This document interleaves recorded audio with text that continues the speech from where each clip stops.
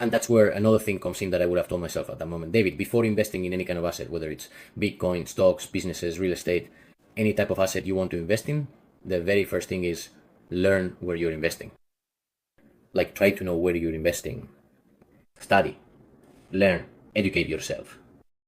That is, don't invest in something just because someone told you to or because you think it might turn out well. In other words, invest in something where you really understand what you're investing in. Bitcoin, what the hell is Bitcoin? Find out what Bitcoin is. Why?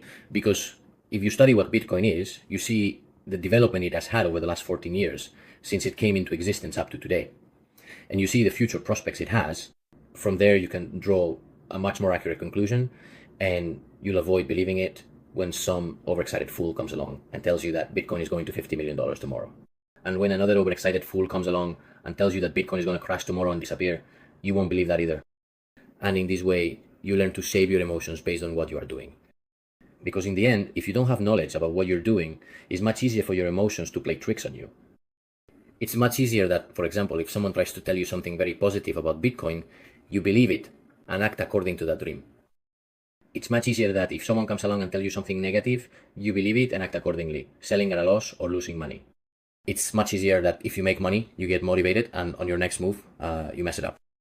It's much easier that if you lose money, you get frustrated, become afraid, or even want to get revenge on the market and end up losing money. It's much easier to make mistakes if you don't know where you're investing. Whether it's in Bitcoin or any other asset where you're putting your money, it's very important that you learn where you're investing your money.